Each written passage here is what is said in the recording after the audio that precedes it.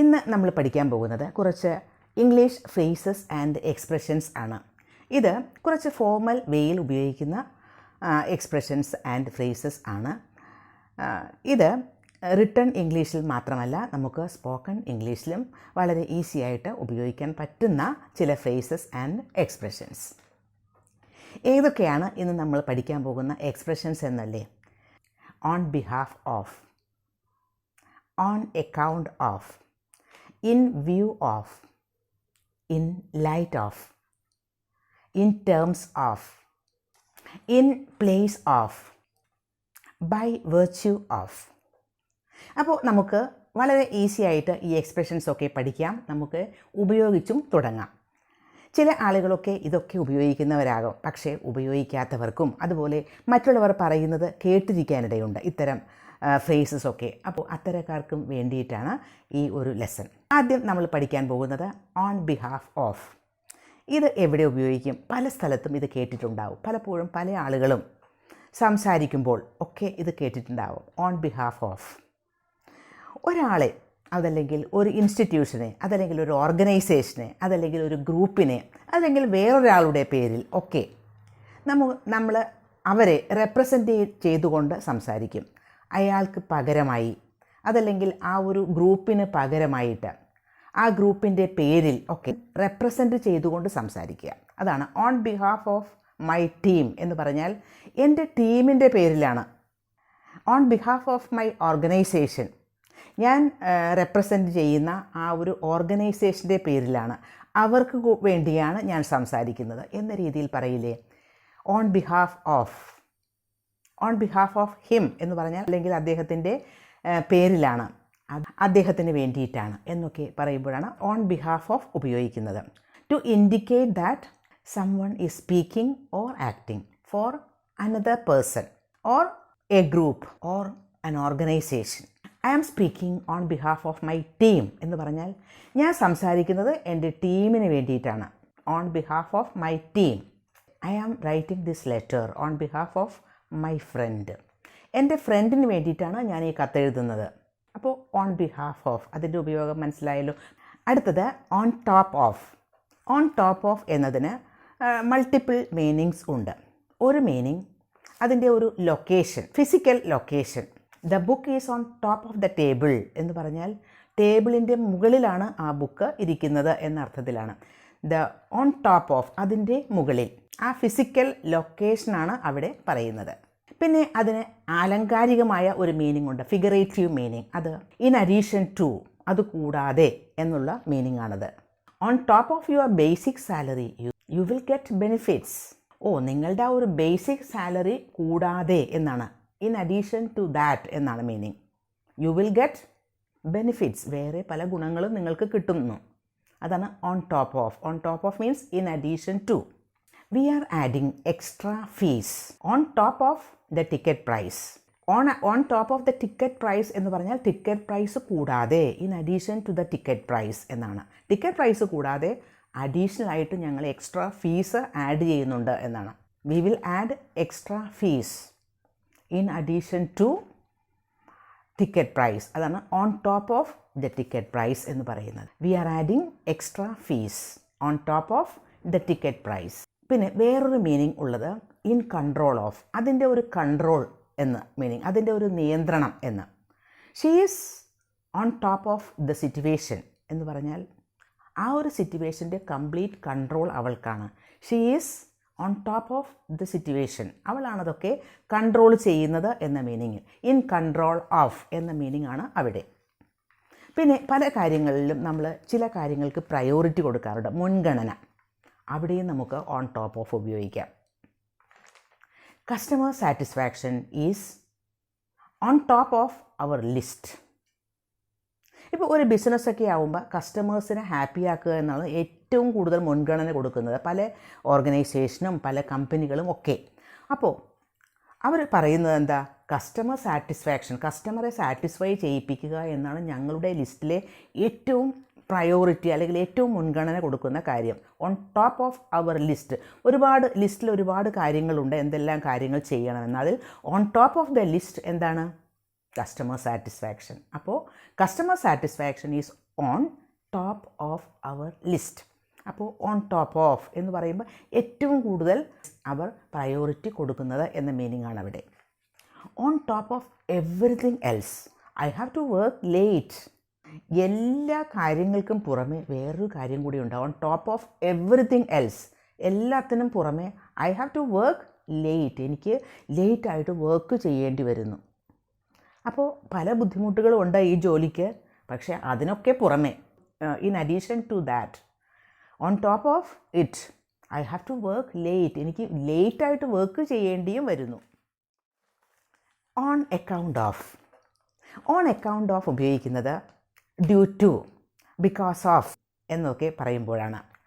അത് ഒരു കാരണം പറയുമ്പോൾ on account of the bad weather, മോശം കാലാവസ്ഥ കാരണം എന്നാണ്. ഡ്യൂ ടു ബാഡ് വെതർ എന്ന് പറയില്ലേ, ബിക്കോസ് ഓഫ് ബാഡ് വെതർ എന്ന് പറയില്ലേ, അത് തന്നെയാണ് ഓൺ അക്കൗണ്ട് ഓഫ്. പക്ഷേ ഓൺ അക്കൗണ്ട് ഓഫ് ഉപയോഗിക്കുന്നത് കുറച്ചുകൂടി ഒരു ഫോർമൽ വേയിലാണ്. സാധാരണ റൈറ്റിങ്ങിലൊക്കെയാണ് ഇത് ഉപയോഗിക്കുന്നത്.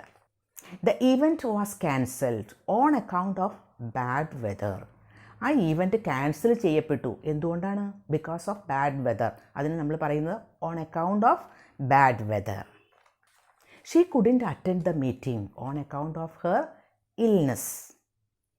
അവളുടെ സുഖമില്ലായ്മ കാരണം, അവൾക്ക് അസുഖം കാരണം, അവളുടെ ഇൽനെസ് കാരണം എന്താണ്? She couldn't attend the meeting. അവൾക്ക് മീറ്റിംഗ് അറ്റൻഡ് ചെയ്യാൻ സാധിച്ചില്ല.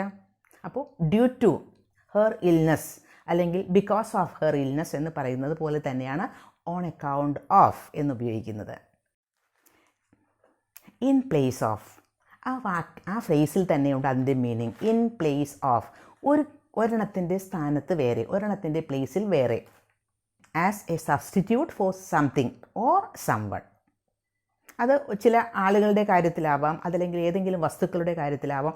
ഒരു കാര്യത്തിന് റീപ്ലേസ് ചെയ്തുകൊണ്ട് വേറൊന്ന്, ഒരു ആളെ റീപ്ലേസ് ചെയ്തുകൊണ്ട്, അല്ലെങ്കിൽ ഒരാൾക്ക് സബ്സ്റ്റിറ്റ്യൂഷനായിട്ട് വേറൊരാൾ, ഒരാളെ മാറ്റി അതിന് പകരം വേറൊരാൾ, ആ ഒരു പ്ലേസിൽ വേറൊരാൾ എന്നാണ് meaning. The replacement of one thing with another. Use almond milk in place of regular milk. Use almond milk in place of regular milk. Regular milk, സാധാരണ മിൽക്കിന് പകരമായിട്ട് അതിൻ്റെ ആ ഒരു പ്ലേസിൽ എന്ത് ചെയ്യൂ? ആൽമണ്ട് മിൽക്ക് ഉപയോഗിക്കൂ. In place of regular milk എന്ന് പറയുമ്പോൾ റെഗുലർ മിൽക്കിന് പകരമായിട്ട്, അതിൻ്റെ സ്ഥാനത്ത്, അതിന് പകരമായിട്ട് എന്നാണ്. Consider A different material in place of plastic. In place of plastic, പ്ലാസ്റ്റിക്കിൻ്റെ ആ ഒരു പ്ലേസിൽ, പ്ലാസ്റ്റിക്കിൻ്റെ സ്ഥാനത്ത് വേറൊരു മെറ്റീരിയൽ ഉപയോഗിക്കൂ. വേറൊരു മെറ്റീരിയൽ കൺസിഡർ ചെയ്യൂ എന്ന് പറഞ്ഞാൽ കൺസിഡർ ചെയ്യുക എന്നാൽ പരിഗണിക്കുക. വേറൊരു മെറ്റീരിയൽ പരിഗണിക്കൂ. പ്ലാസ്റ്റിക്കിന് പകരമായിട്ട്, പ്ലാസ്റ്റിക്കിൻ്റെ സ്ഥാനത്ത് വേറൊന്ന്. Consider A different material in place of plastic. അടുത്തത് ഇൻ ടേംസ് ഓഫ്. ഇത് ഒരു പ്രത്യേക ആസ്പെക്റ്റ്, ഒരു പ്രത്യേക കാര്യത്തിനെ ബന്ധപ്പെടുത്തി പറയുമ്പോഴാണ് ഇൻ ടേംസ് ഓഫ് എന്ന് പറയുന്നത്. ഇൻ ടേംസ് ഓഫ് ക്വാളിറ്റി എന്ന് പറഞ്ഞാൽ ക്വാളിറ്റിയെ സംബന്ധിച്ചിടത്തോളം, ക്വാളിറ്റിയെ പറ്റി പറയുകയാണെങ്കിൽ, ക്വാളിറ്റിയെ പറ്റിയാണ് പറയുന്നതെങ്കിൽ ആ ഒരു കാര്യത്തെ ബന്ധപ്പെടുത്തി. Regarding or concerning a particular aspect or subject, ഒരു പ്രത്യേക കാര്യത്തെ ബന്ധപ്പെടുത്തി. In terms of quality this brand is superior. ക്വാളിറ്റിയുടെ കാര്യത്തിലാണെങ്കിൽ ഈ ഒരു ബ്രാൻഡ് സുപ്പീരിയർ ആണ്, അത്രയ്ക്ക് നല്ലതാണ്. എന്ത് കാര്യത്തിൽ? ക്വാളിറ്റിയുടെ കാര്യത്തിൽ. In terms of quality. അതുപോലെ തന്നെ നമുക്ക് പലതും പറയാമല്ലോ. In terms of durability, durable ആണോ, അതായത് കുറേ കാലം അത് ഉപയോഗിക്കാൻ പറ്റുന്നതാണോ, അതനുസരിച്ച് അങ്ങനെ അതിന് ബന്ധപ്പെടുത്തി പറയുകയാണെങ്കിൽ എന്നാണ്. In terms of quality, in terms of durability, in terms of long term benefits this investment is vice. Long term benefits നോക്കുകയാണെങ്കിൽ ഈ ഒരു ഇൻവെസ്റ്റ്മെൻറ്റ് വളരെ വൈസായിട്ടുള്ള ഒരു ഇൻവെസ്റ്റ്മെൻറ്റാണ്. വൈസ് മീൻസ് ക്ലെവർ, വളരെ ബുദ്ധിപരമായിട്ടുള്ള ഒരു ഇൻവെസ്റ്റ്മെൻറ്റാണ്. എന്തിൻ്റെ കാര്യത്തിൽ? In terms of long term benefits, അതായത് ദൂരവ്യാപകമായിട്ടുള്ള ചില ബെനിഫിറ്റുകളും നല്ല കാര്യങ്ങളൊക്കെ ആലോചിക്കുമ്പോൾ അത് നല്ലതാണ്. ഇപ്പോൾ നമ്മൾ മണി എങ്ങനെ ഇൻവെസ്റ്റ് ചെയ്യണം എന്ന് ആലോചിക്കുമ്പോൾ പെട്ടെന്ന് തന്നെ നമുക്കൊരു പ്രോഫിറ്റ് ഒന്നും കിട്ടില്ല, പക്ഷേ കുറേ കാലം കഴിഞ്ഞിട്ട് ചിലപ്പോൾ കിട്ടും. അതാണ് long term benefits. In terms of long-term benefits, this investment is wise. അപ്പോൾ in terms of long-term benefits. In view of. In view of എന്ന് പറയുന്നത് ചില കാര്യങ്ങൾ ഡിസൈഡ് ചെയ്യുമ്പോഴൊക്കെ നമ്മൾ ചില പ്രത്യേക കാര്യങ്ങൾ കൺസിഡർ ചെയ്യും. Considering A particular fact or circumstances when we make A decision. ഇപ്പോൾ ചില പബ്ലിക്കിൻ്റെ ചില ഫീഡ്ബാക്ക്, ചില ജനങ്ങളുടെ അടുത്തുനിന്നുള്ള ഫീഡ്ബാക്ക് കിട്ടുന്നതനുസരിച്ച് നമ്മൾ നമ്മുടെ ഡിസിഷനിൽ ചില ചേഞ്ചസ് വരുത്തില്ലേ, അത് in view of public feedback എന്ന് പറയാം. അതായത് പബ്ലിക് ഫീഡ്ബാക്ക് അതാണ് എന്ന് മനസ്സിലാക്കിക്കൊണ്ട്, അത് മനസ്സിൽ വെച്ചുകൊണ്ട്, അത് കൺസിഡർ ചെയ്തുകൊണ്ട് എന്നൊക്കെയുള്ള മീനിങ്ങാണ് അവിടെ ഇൻ വ്യൂ ഓഫ് എന്ന് പറയുന്നത്. In view of the weather forecast we should postpone the event. അതായത് വെതർ ഫോർകാസ്റ്റ്, അതായത് വെതറിൽ അത് കാലാവസ്ഥ എന്താണ് ഉണ്ടാവാൻ പോണ ആ പ്രഡിക്ഷൻ അനുസരിച്ച്, ആ ഫോർകാസ്റ്റ് അനുസരിച്ച്, കാലാവസ്ഥയുടെ ചില പ്രവചനങ്ങളൊക്കെ അനുസരിച്ച് ഇന്ന തരത്തിലുള്ള മഴയുണ്ടാവും, നാളെ മഴയുണ്ടാവും, നാളെ കാറ്റുണ്ടാവും എന്നൊക്കെ അറിയുമ്പോൾ in view of the weather forecast we should postpone the event. ചിലപ്പോൾ നമുക്കത് മാറ്റി വയ്ക്കേണ്ടി വരും. പോസ്റ്റ്പോൺ ചെയ്യുക മീൻസ് ഒരു ഡേറ്റിൽ നിന്ന് വേറൊരു ഡേറ്റിലേക്ക് മാറ്റി വയ്ക്കുക ചെയ്യേണ്ടി വരും. അത് എങ്ങനെയാണ്? In view of the weather forecast. ആ വെതർ ഫോർകാസ്റ്റ് അതാണ് എന്ന് മനസ്സിലാക്കിക്കൊണ്ട്, അത് കൺസിഡർ ചെയ്തുകൊണ്ട്, in view of the weather forecast. The policy has been revised in view of the public feedback. Public ഫീഡ്ബാക്കിൻ്റെ ആ ഒരു അടിസ്ഥാനത്തിൽ അത് മനസ്സിലാക്കിക്കൊണ്ട് എന്താണ് ചെയ്തത്? The policy has been revised. Policy revise ചെയ്യപ്പെട്ടു, പോളിസിയിൽ ചില മാറ്റങ്ങളൊക്കെ വരുത്തി. അതെന്തുകൊണ്ടാണ്? In view of the public feedback. By virtue of, ഇതിൻ്റെ meaning because of, as A result of എന്നൊക്കെയുള്ള മീനിങ് ആണ്. അതും അവിടെ ഒരു കാരണമാണ് പറയുന്നത്. As A result of A quality, as A result of A condition.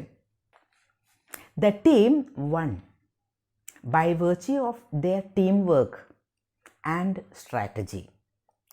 ആ ടീം വിൻ ജയിച്ചു. അതിന് ബൈ വെർച്യൂ ഓഫ്, എന്താണ് അതിൻ്റെ കാരണം എന്നാണ് പറയുന്നത്? By virtue of their team work and strategy. അവരുടെ ആ സ്ട്രാറ്റജികൾ, അതായത് വിൻ ചെയ്യാൻ വേണ്ടുന്ന ചില കാര്യങ്ങൾ, ചില മെത്തേഡ്സൊക്കെ അവർ ചെയ്തു, ചില മെത്തേഡ്സൊക്കെ അവർ നടപ്പിലാക്കി. മാത്രമല്ല their team work, by virtue of the team work, അവരുടെ ടീം വർക്കും സ്ട്രാറ്റജിയും കൊണ്ടാണ് അവർ വിൻ ചെയ്തത്. The team won by virtue of their team work and strategy. By virtue of her talent, she is a leading artist. അവളുടെ talent കൊണ്ട്, by virtue of her talent, അവളുടെ talent കൊണ്ടാണ് അവൾ ലീഡിങ് ആയിട്ടുള്ളൊരു ആർട്ടിസ്റ്റ് ആയത്. അതുകൊണ്ട് അവൾ ലീഡിങ് ആയിട്ടുള്ളൊരു ആർട്ടിസ്റ്റാണ്. എന്തുകൊണ്ടാണ്? By virtue of her talent. Next one, in light of. In light of എന്ന് പറയുന്നത് വെളിച്ചത്തിൽ, അങ്ങനെ ആ ഒരു കാര്യത്തിൻ്റെ വെളിച്ചത്തിൽ, അങ്ങനെ ഒരു അറിവിൻ്റെ വെളിച്ചത്തിൽ എന്നൊക്കെ പറയില്ലേ. വെളിച്ചത്തിൽ എന്ന് പറയുന്നത് അത് കൺസിഡർ ചെയ്തുകൊണ്ട്, ആ ഒരു കാര്യം മനസ്സിൽ കണ്ടുകൊണ്ട്, ആ ഒരു അറിവിൻ്റെ അടിസ്ഥാനത്തിൽ എന്നൊക്കെയാണ് in light of. Considering, taking into account എന്നൊക്കെ പറയാം. In light of the research, we are developing new strategies. In light of the research, റിസർച്ചിൻ്റെ ആ ഒരു വെളിച്ചത്തിൽ, റിസർച്ചിൽ പല കാര്യങ്ങളും നമ്മൾ കണ്ടെത്തി, നമുക്ക് മനസ്സിലായി. അപ്പോൾ in light of the research എന്ത് ചെയ്യുന്നു? We are developing new strategies. പുതിയ പുതിയ സ്ട്രാറ്റജീസ് നമ്മൾ ഡെവലപ്പ് ചെയ്തുകൊണ്ടിരിക്കുകയാണ്. അത് in light of the research. അപ്പോൾ ഇന്ന് നമ്മൾ പഠിച്ച ഫ്രേസസ് എല്ലാം വളരെ ഈസി ആയിട്ട് നമുക്ക് ഉപയോഗിക്കാൻ പറ്റുന്നതാണ്, റിട്ടൺ ഇംഗ്ലീഷിലായാലും സ്പോക്കൺ ഇംഗ്ലീഷിലായാലും.